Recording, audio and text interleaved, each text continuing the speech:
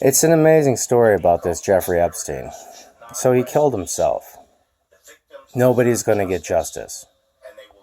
And the problem with it is that the criminality behind what he did was known for years. Sex Island was known about. Murder Island was known about. They had talked about it. They had gone over the fact that it existed. So he wasn't just victimizing young women that were going to school and recruiting them. He was actually taking people to an island and proliferating the sex with these people.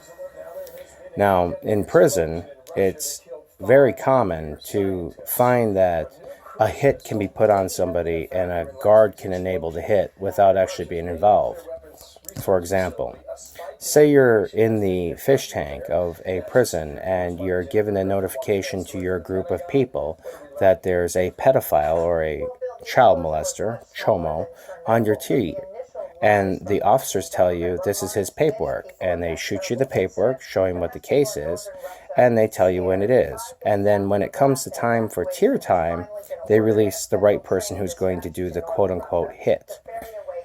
Now, the officers don't want the person there, and the officers don't want to see the person at all. So the enabling of the actual hit, when the person's supposed to be in segregation or protective custody or however it is, because most pedophiles, child molesters, rapists, terrible people, are under what's called protective custody. They get treated a lot better in prison than most prisoners.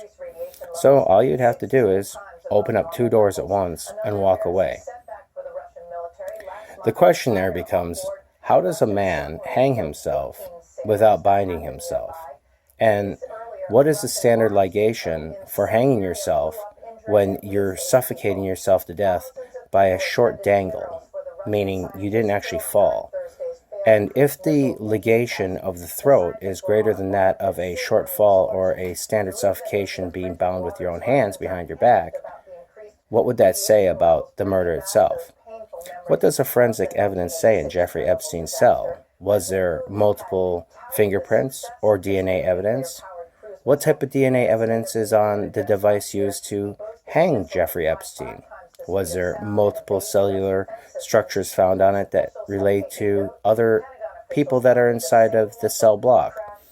Because it shouldn't have other people's DNA, as all laundry goes through linens and comes back to the room through a door hole and is provided to the inmates.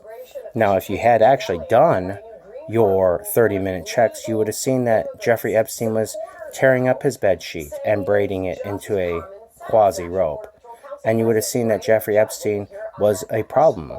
And in the prison system or jail system, when somebody's on high alert for somebody, you need to see their skin, not just see their body.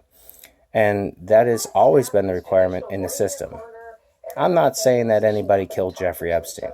What I am saying is that Jeffrey Epstein wasn't the leader of the things going on. He was just somebody who proliferated sex with minors.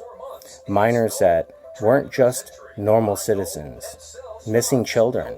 Children that never got home. Children that were brought to a different island when they were done and then gotten rid of. Remember, criminal function is a facet of the society we live in.